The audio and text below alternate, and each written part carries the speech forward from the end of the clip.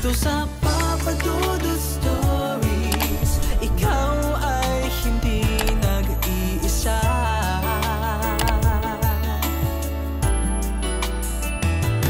Dito sa Papa Dudut Stories, may nagmamahal sa'yo. Papa Dudut Stories. Papa Dudut Stories. Sa lahat po ng mga nakatutok ngayon, huwag pong kalimutan mag-like, mag-share at mag-subscribe. Maraming salamat po sa inyong lahat.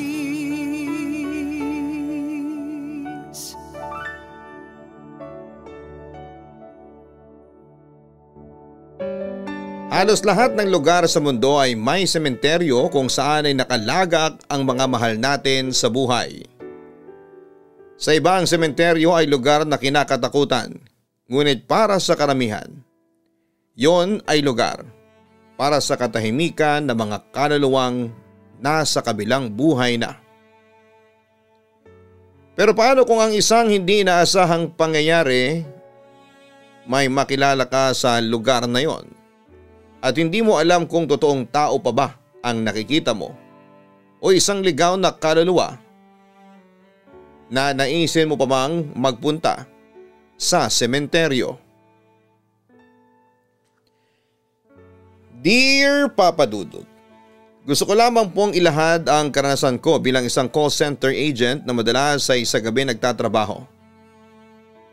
Ako nga pala si Banjo, 27 years old at ngayon ay naninirahan dito sa Pasig. Taga Pampanga po talaga ako pero dahil sa inaplayan kong trabaho ay napilitan akong dito na lamang manirahan sa syudad. Binata pa po ako at kahit kailan ay hindi pa nagkakaroon ng girlfriend. Hindi naman sa pagmamayabang pero marami namang nagsasabi na gwapo ako. Pero para sa akin ay hindi sapat ang kagwapuhan lang para pumasok sa isang relasyon. Isang responsibilidad din kasi ang pakikipagrelasyon. At hindi yun isang biro lamang. Isa pa ay pinalaki ako ng mga magulang ko na may mabuting puso. At kahit kailan ay hindi ko magagawang paglaruan ang puso ng mga babae. Isa na rin sa rason kung bakit ayaw ko pang makipagrelasyon ay dahil hindi pa handa ang bulsa ko. Sa makatuwid ay kakarampot lang ang kinikita ko at wala na halos matira sa akin. Ipinapadala ko kasi kaagad sa Pampanga, sa pamilya ko, ang halos 90% ng sinasahod ko. Tinitipid ko na lamang ang natitira at nangungupahan lang din kasi ako sa isang maliit na apartment sa may Pasig. Hindi madali para sa akin ang mamuhay na mag-isa. Lalo pat nasanay ako na palaging may nakakausap na kapamilya. Sa totoo lang ay minsan ay nakaka-depress ang mag-isa. Iniiyak ko na nga lang yon para mabawasan ang bigat sa dibdib ko. At pagkatapos ay wala na.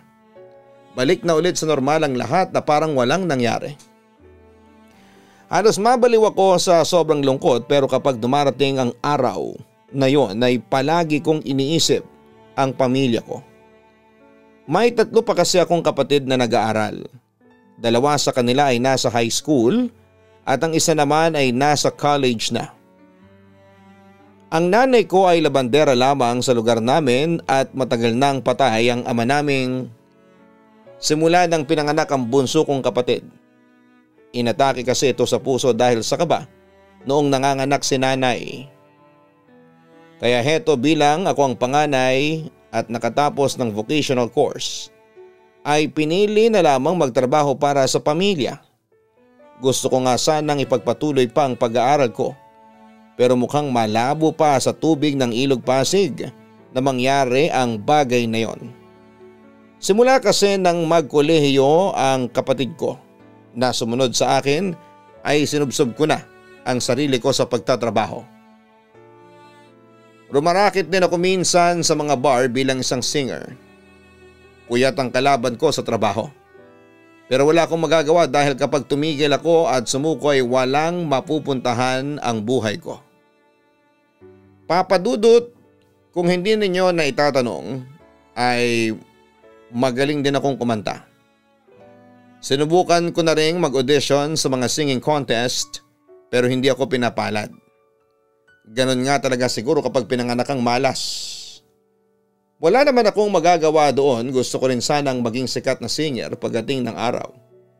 Pero mukhang hanggang dito na lamang talaga ako. Maging isang hamak na call center agent.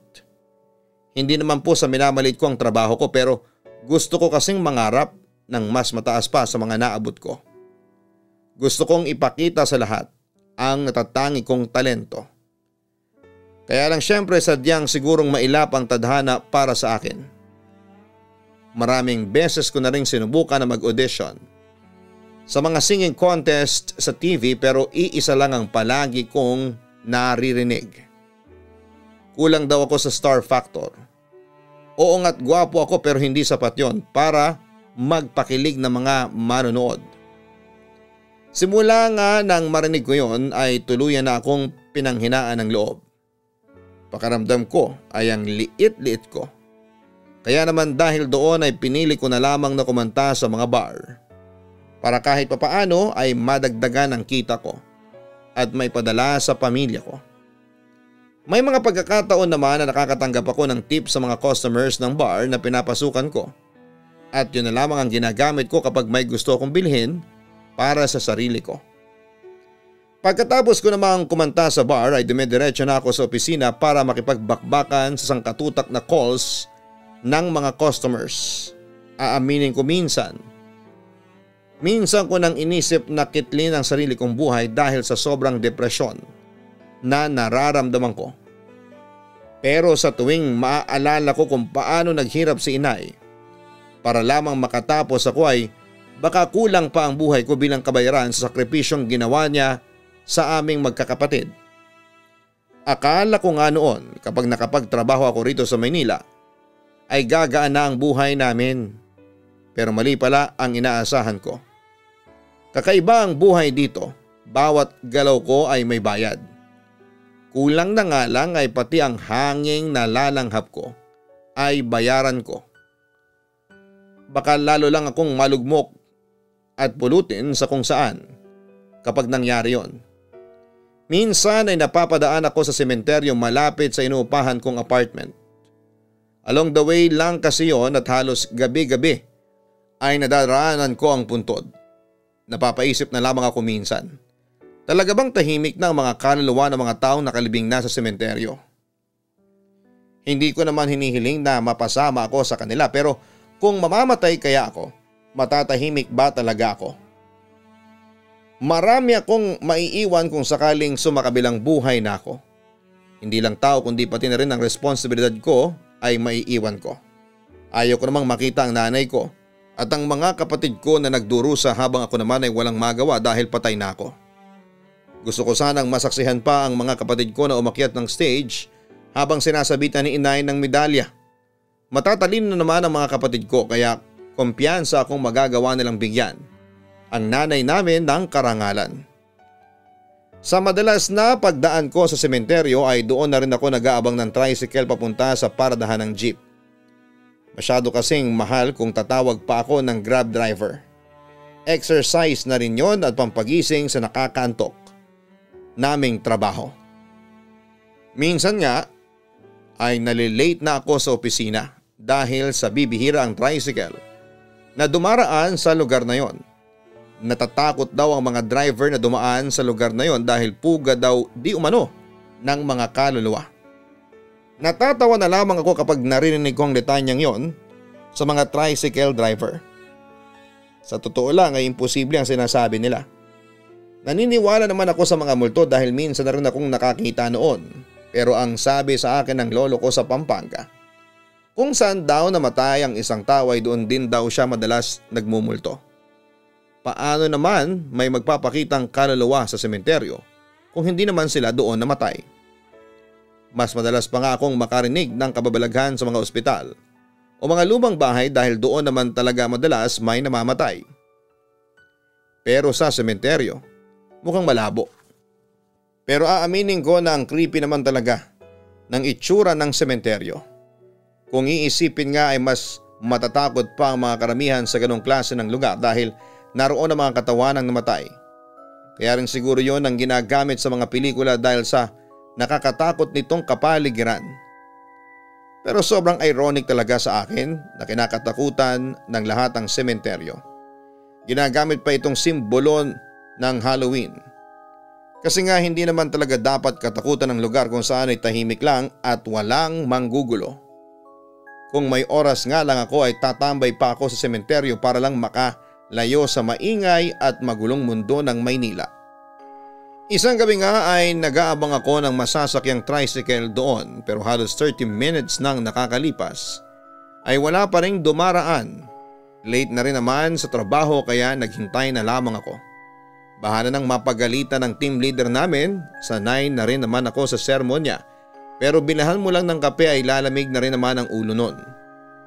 Ganoon na lamang ulit ang gagawin ko para hindi ako mapag-initan. Isa pa'y walang grab driver sa paligid kaya wala akong choice kundi ang maghintay. Habang naghihintay ay naisipan ko namang makinig ng music. Kaya agad kong sinalpak sa tenga ko ang headset at pinakinggan ang mga kanta ng paborito kong P-pop group, ang SB19. Magaganda ang mga kanta nila at sobrang talented pa ng 5 miyembro nito. Pero habang nakikinig ay hindi nakaiwas sa peripheral view ko ang imahe ng isang babae.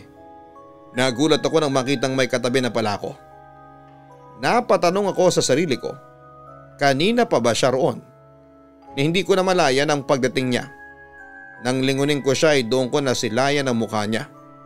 Sobrang ganda niya at para bang kahit na sinong lalaki ay mabibighani oras na titigan siya. Nakasuot siya ng puting blusa at maong na pantalon. Hindi ko alam kung bakit bigla na lamang bumilis ang tibok ng puso ko nang masilaya ng napakaamon niyang mukha. Papadudot nag-aalinlangan akong lapitan ng babaeng nakita ko ng mga oras na yon para kasing ang intimidating ng datingan niya. Nung magawin naman ang tingin niya sa pwesto ko ay patay mali siya na lamang akong tumingin sa phone ko. Pero nakikita ko pa rin na nakatingin siya sa akin. Akala ko ay hindi niya ako kakausapin pero bigla niya akong nilapitan at tinanong ang oras. Nang silipin ko naman ang phone ko ay pasado 9:00 na. Akala ko ay matatapos na roon ang pakikipag-usap niya sa akin. Pero tinanong niya kung okay lang na hiramin niya ang kabilang earpiece ko. Gusto niya rin daw na pakinggan kung ano ang music na pinakikinggan ko. Naboborn na rin daw kasi siya sa kakahintay. Hindi naman ako nagdalawang isip na ipahiram sa kanya ang earpiece na nasa kanang tenga ko. Pero hindi naman kasi wireless ang gamit ko kaya kinailangan kong lumapit sa kanya para hindi mahatak ang kable sa phone ko. Halos isang dangkal ang lapit ko sa kanya kaya rinig ko kahit papaano ang mga sinasabi niya. Nagandahan siya sa pinakikinggan kong music pero hindi raw siya pamilyar kung sino ang kumakanta noon. Sinabi ko na lamang ang pangalan ng grupo na kumakantaan ng paborito kong music para ipakilala sa kanya kung sino ang kumanta ng mga awiting pinakikinggan ko. Hindi ko na namalaya ng oras kasi kahit nakikinig lamang kami ng kanta ay pakiramdam ko ay nakikipag-date na ako. Para bang may koneksyon kaming dalawa ng mga sandaling yon na magkita kami. Kung hindi nga lang tumawag ang team leader ko para tanungin kung nasaan ako ay hindi ko pa malalaman na halos 30 minutes na akong late. 10:00 kasi ang simula ng shift ko at ang tumawag sa akin si TL ay malapit na mag 10:30. Kagad ko namang hinila sa tenga ng babae ang earpiece at nagtatakbo na lamang hanggang sa may sakayan ng jeep.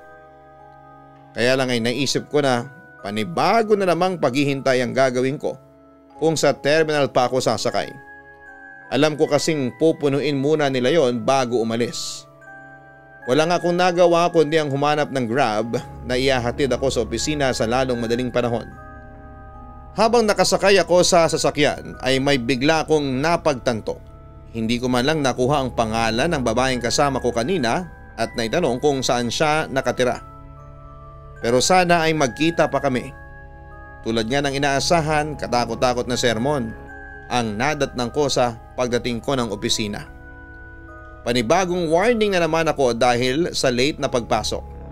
Wala naman akong pakialam kung hindi ako ang maging employee of the month. Hindi naman kasi ako ang tagapagmana ng kumpanya kaya okay lang sa akin na pagalitan nila ako ng paulit-ulit. Pero kakaiba ang gabing yon. Nakangiti lang ako kahit na pinapagalitan na ako ng team leader ko. Tinanong niya ako kung ano ang nakakatawa pero binawi ko na lamang sa alok kung anong gusto niyang kape. Katulad pa rin ng dati, mocha latte ang palagi niyang request. Naiinis ako sa team leader ko pero natatabunan ang pakaramdam na yon sa tuwing maaalala ko ang itsura ng babaeng nakilala ko kanina sa sementeryo. Papadudot, sa maniwala ka man o sa hindi ay noong ko lang naramdaman ang ganong klase ng bilis ng pagtibok ng puso ko. Yun na yata ang tinatawag nilang love at first sight. Simula nang makita ko ang babaeng yon sa sementeryo ay kung saan ako nag-aabang nang masasakyan ay hindi na siya nawala sa isipan ko. Hanggang sa pag-uwi ko nga sa apartment ay dumadaan pa rin ako sa sementeryo at hinahanap ko siya.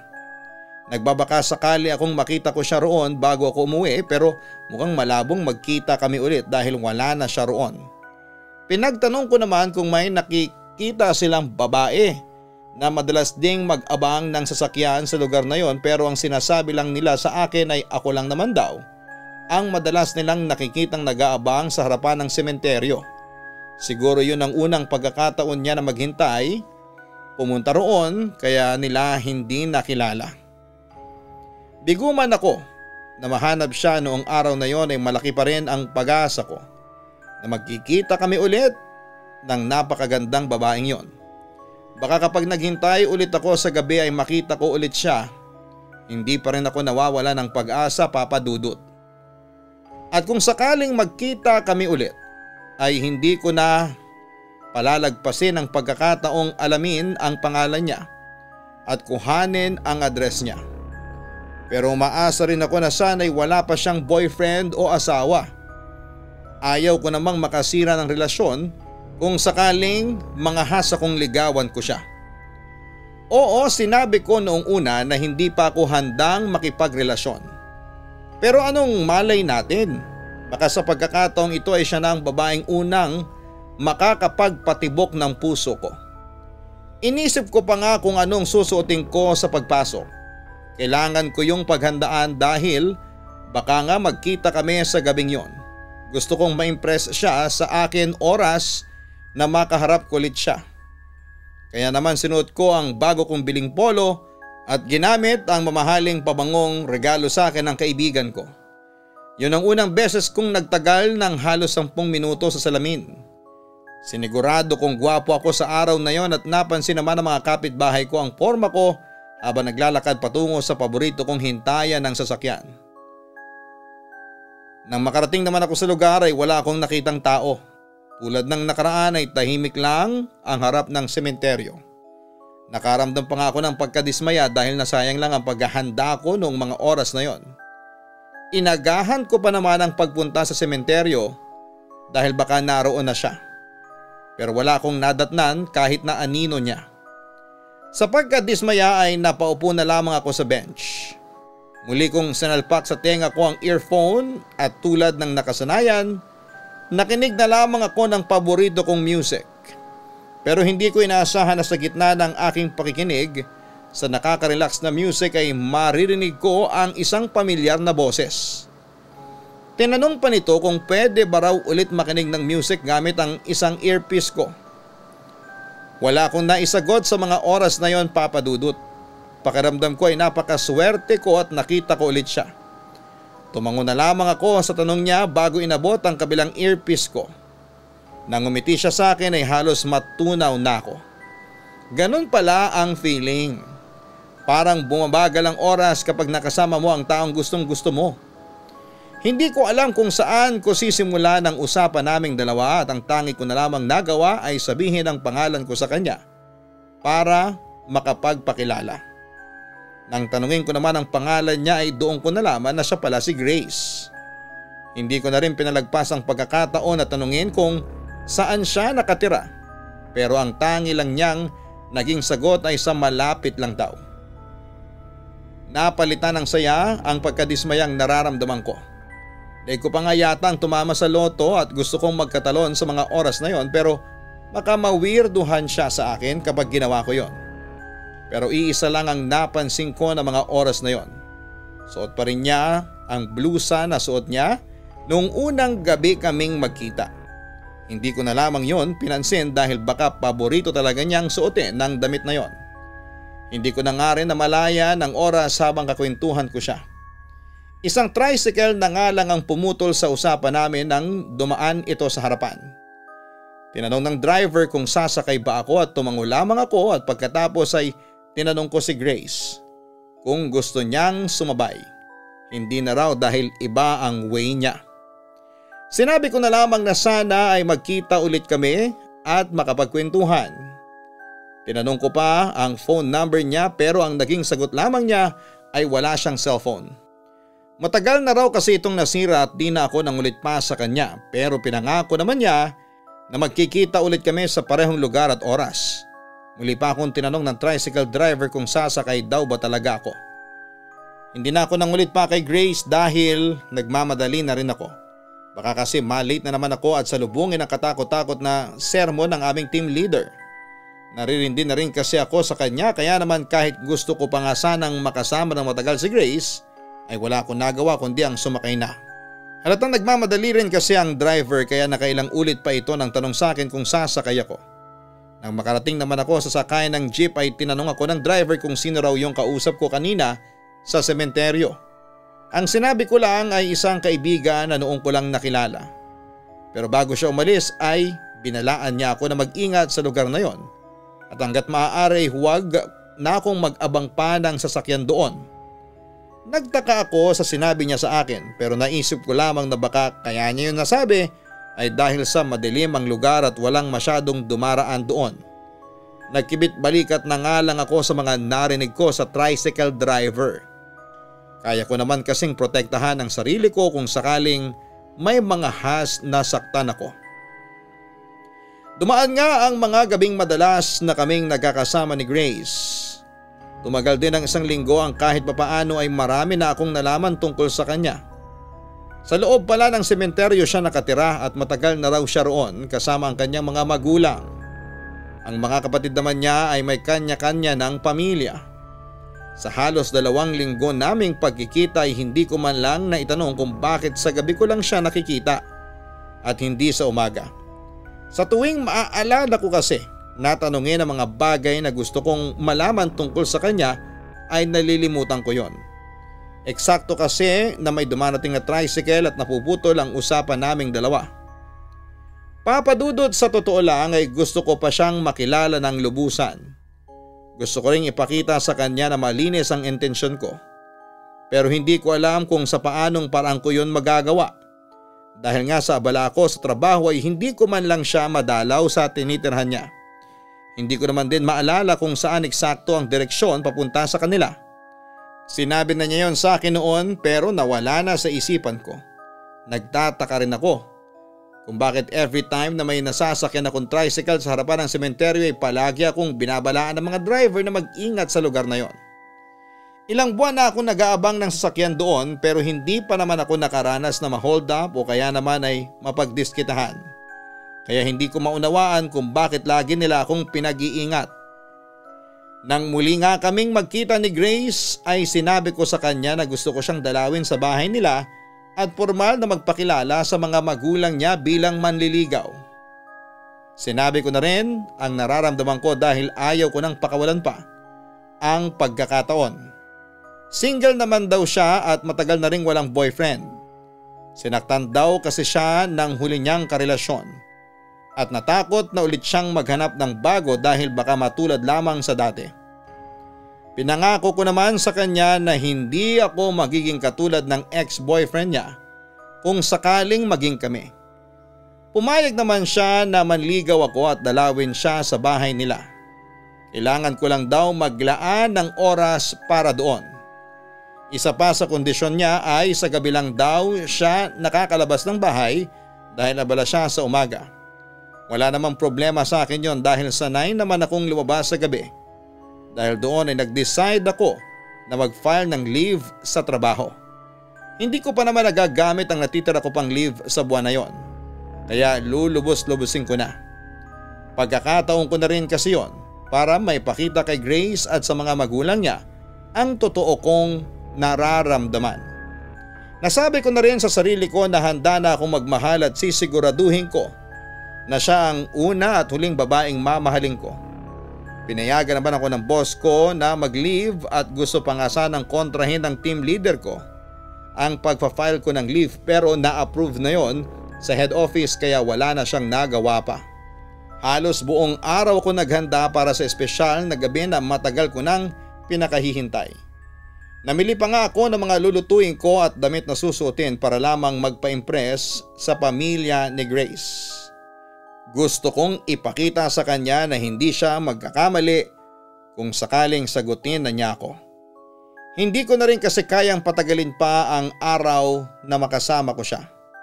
Kapag nalaman ko na kung saan ang bahay nila ay madalas na akong pupunta doon. Dadalawin ko muna siya sa bahay nila bago ko umuwi sa apartment ko. Alam kong excited na si Grace na ipakilala ako sa mga magulang niya kaya hindi ko siya bibiguin. Nagpagupit pa nga ako para lang maging presentable sa paningin niya. Sinabihan ko talaga ang barbero na ibigay ang best niya sa paggupit ng buhok ko dahil espesyal ang gabing yon para sa akin. Hindi ko alam kung anong paboritong pagkain ni Grace kaya nagluto ako ng 3 klase ng putahe na alam ko. Sinigurado ko rin na masarap yon para hindi siya ma-disappoint sa akin. Matapos ko ngang maihanda ang lahat ay saka ako nagpunta sa madalas naming tagpuan sa harapan ng sementeryo. Halos 30 minutos din ako naghintay sa kanya sa tagpuan naming dalawa kaya nakinig na lamang muna ako ng music sa phone ko tulad ng nakagawian ko kapag hinihintay ko siya. Hindi naman ako nabigo sa paghihintay dahil noong makita ko siya ay napakaganda niya sa suot niyang bestida. Hindi na puting blouse kundi puting bestida na ang suot niya ng gabing yon. Agad naman niya akong nilapitan at siya na mismo ang nagtanggal ng earpiece sa tenga ko. Natulala na lamang kasi ako sa presensya niya kaya hindi ko na namalayang nasa tenga ko pala ang earphones. Tinanong naman niya ako kung ready na raw ba ako at naging sagot ko lang ay ang pagtango. Sundan ko na lang daw siya papasok sa loob ng sementeryo para hindi ako maligaw. Nasa likod niya lamang ako at naglalakad. Hindi ko alintana ang malamig na hangin at ang puntod na nasa magkabilang gilid ko habang humahakbang papasok ng sementeryo. Baliwala sa akin ang takot na makilala ko lamang ang mga magulang ni Grace at malaman kung saan siya nakatira. Ilang sandali lang ay nakarating na kami sa isang moseleo. Bukas ang pinto noon kaya malaya kaming nakapasok sa loob. Nakapagtatakang doon kami unang nagpunta at hindi sa kanilang bahay. Naisip ko na lamang na baka may kamag-anak si Grace doon na gusto niyang dalawin at ipakilala sa akin bago dumiretso sa kanila. Tumayo na lamang siya sa harapan ng isang puntod at hindi ako pinapansin. Nagtaka ako dahil bigla siyang tumahimik. Pero ilang minuto na ang nakakalipas ay hindi pa rin siya kumikibo. Doon na ako nagtanong kung anong oras kami pupunta sa bahay nila. Saka ko lang narinig ang sagot niya na nakapagpatayo ng balahibo sa katawan ko. Naroon na raw kami sa mismong tirahan nila. Napalitan ng takot ang excitement na nararamdaman ko, Papa Dudut. Tinanong ko pa nga si Grace kung anong ibig niyang sabihin sa mga binitawan niyang salita. Ang naging sagot lamang niya ay naroon na raw kami sa lugar na sinasabi niya, ang kanilang tirahan. Habang nakatitig lang siya sa isa sa 3 puntod, ay tinignan ko ang pangalang nakaukit sa puntod na tinapatan niya. Lalo po akong kinilabutan sa mga nakita ko. Nakaukit doon ay ang pangalan niya at sa itaas naman noon ay ang kanyang larawan. Hindi ako maaaring magkamali sa mga nakikita ko. Dahil ang suot niyang blusa, palagi kapag nagkikita kami ang suot rin niya sa larawang nakapaskil sa puntod. Hindi ako makapaniwala sa mga oras na yon dahil sa takot na naramdaman ko ay nabitawan ko pa nga ang hawak kong paper bag na naglalaman ng mga pagkaing niluto ko para sana sa gabing yon. Nang humarap siya sa akin ay doon ko lang naramdaman ang nakakakilabot na pangyayari sa buong buhay ko. Kitang-kita ko ang pamumutla ng kanyang muka na nakalitaw na rin ng mga ugat. Matalim ang tingin niya sa akin na para bang anumang oras ay maaari niya akong patayin. Hindi ko na nagawa pang pulutin ang mga natapong pagkain na nabitawan ko nang makita ko ang kanyang totoong anyo. Nagtatakbo na ako palabas ng sementeryo at muntik pa nga akong mapatid dahil sa mga ugat ng tumutubong punong nakapaligid sa sementeryo. Mabuti na lang talaga at nahanap ko kaagad ang daan palabas. Naabutan ako ng ilang mga tricycle driver doon na marahil ay pauwi na ng gabing yon. Tinanong nila ako kung bakit ako hingal na hingal at nagtatatakbong lumabas ng sementeryo. Sinabi ko sa kanila kung ano ang mga nakita ko pero hindi ko alam kung paniniwalaan nila ako. Pero isa sa kanila ang sinabing may nabiktima na naman daw ang white lady na naninirahan sa sementeryong yon at alam ko na ako ang tinutukoy niya. Matagal na raw na may nabibiktima ang nasabing white lady doon at halos lahat daw ng nabibiktima niya ay nababaliw sa sobrang takot. Mabuti na nga lang daw at nakaalis kagad ako sa lugar na yon dahil kung hindi baka matagpuan na rin nila akong wala na sa matinong pag-iisip sa loob ng sementeryo. Laking pasasalamat ko na lang talaga, Papa Dudut, at nagawa ko pang makatakas sa mga kamay ni Grace. Hindi ko akalaing mapapaibig ako sa isang ligaw na kaluluwa. Unang beses ko pa nga lang magmahal ay sa multo pa na baling ang pagmamahal ko. Para kong binato ng napakalaking bato sa mga naranasan kong yon. Kaya siguro hindi siya nagpapalit ng suot, hindi dahil sa paborito niya ang damit na yon, kundi dahil yun ang suot niya sa litrato. Kaya rin siguro sa gabi lang kami nagkikita ay imposibleng magpakita siya sa umaga. At kaya rin siguro nagpapakita siya tuwing nakikinig ako sa music ay para hindi ko mapansin ang bigla niyang paglitaw. Doon ko rin napagtanto na napakatanga ko at nagpauto ako sa isang ligaw na kaluluwa. Noong mahimasmasan ako ay mag-uumaga na. Doon ko nalaman na halos 2 taon na palang patay si Grace. Ginahasa raw ito at pinatay ng ex-boyfriend niya sa mismong puntod ng kanyang mga magulang kung saan ito nakalibing. Ang sabi pa ng mga tricycle driver ay nakipaghiwalay daw si Grace sa ex nito noong araw na yon pero hindi pumayag ang lalaki dahil mahal na mahal daw siya nito. Kaya nung hindi ito pumayag ay saka ito pinaghalikan at sa pilitang hinubaran bago ginahasa. Nang makaraos ay saka pinaghasaksak si Grace at iniwan ang walang buhay nitong katawan sa mismong mausoleo ng kanyang mga magulang. Nang mabalitaan ng mga kapatid ni Grace ang karumal-dumal na krimen ay kaagad nilang pinahuli sa mga pulis. Ang ex-boyfriend nito na kaagad din namang sumuko. Doon na rin napagdesisyonan ng mga kapatid niya na ilibing si Grace para hindi malayo sa puntod ng mga magulang. Hindi ko naman inakalang ganun pala ang nangyari sa kanya. Natakot ako pero at the same time ay nalungkot sa kanyang sinapit. Hindi ko alam kung paano ko malilimutan ang experience na yon sa buhay ko at feeling ko ay isang pangyayari si Grace sa akin na naging aral para sa akin. Kahit na natatakot ako ay gusto ko pa rin siyang makita. Pero noong gabing hinintay ko siya sa sementeryo ay hindi na siya nagpakita sa akin. Ang sabi pa ng tricycle driver ay hindi lang naman daw ako ang nabibiktima ng white lady sa sementeryong yon. Ang ibang araw ay nasa mental facility pa. Maswerte na nga lang ako at hindi ako nabaliw sa mga nalaman ko. Papa Dudut, hindi na ako umaasa pang makikita kong muli si Grace. Baka kaya hindi na siya nagpapakita sa akin ay nasa tahimik na ang kanyang kalagayan. Simula din noong gabing yon ay hindi na ako roon nag-aabang ng masasakyan tuwing papasok kundi sa kabilang kanto na lamang makalagpas ng sementeryo. Masakit para sa akin ang nangyari kay Grace. Nakilala ko nga siya pero huli na para mahalin ko pa siya. Sa pagkakataong yon ay babaunin ko na lamang ang maikli ngunit masayang alaala na nakita ko siya. Kung nasaan man siya ngayon, sana ay nasa mabuti siyang kalagayan. Siya nga pala, Papa Dudut, salamat po sa pagpapaunlak na mabasa itong kwento ko at hindi man naging maganda ang katapusan ng kwento namin ni Grace ay mananatili siya sa isipan ko. At kung sakaling magkita kami ulit ay sisiguraduhin kong hindi na takot ang mararamdaman ko kundi wagas na pagmamahal na. Sa ngayon ay may bago na akong nililigawan and hopefully ay sagutin na niya ako. Hindi man siyang first love ko ay ibubuhos ko sa kanya ang pagmamahal ko habang nandito ako sa lupa. Iyon ay kung magiging kami. Kung hindi man ay tatanggapin ko pa rin. Hanggang dito na lamang po at maraming salamat po sa lahat ng mga nakikinig sa kwento ko ngayong araw.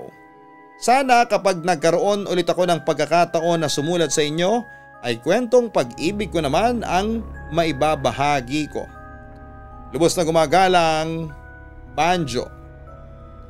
May mga pagkakataon sa buhay natin na nakakakilala tayo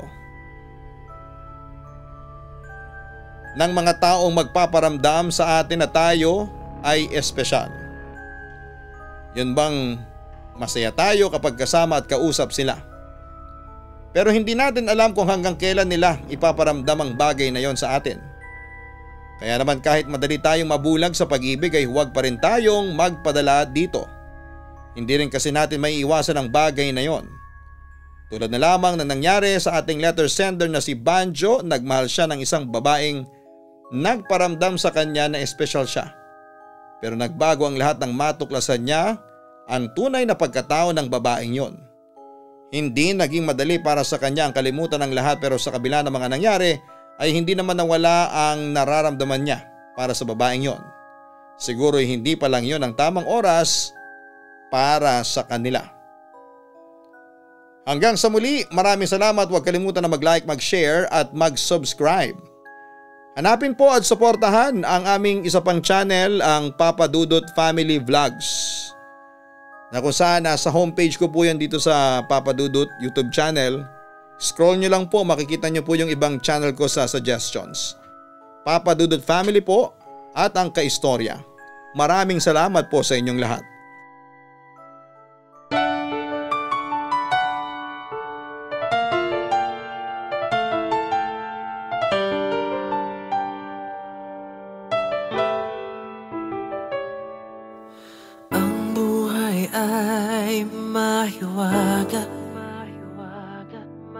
Laging may lungkot at saya sa Papa Dudut Stories. Laging may karamay ka.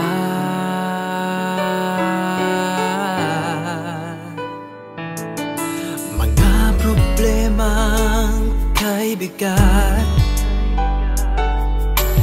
dito ay pakikinggan ka. Sa Papa Dudut Stories, kami ay iyong kasama.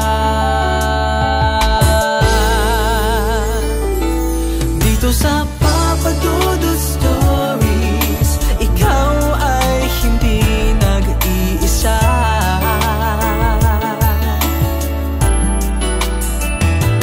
Dito sa Papa Dudut Stories, may nagmamahal sa'yo. Papa Dudut Stories, Papa Dudut Stories,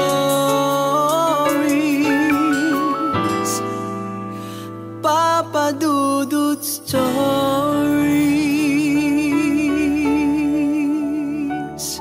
Hello mga ka-online, ako po ang inyong si Papa Dudut.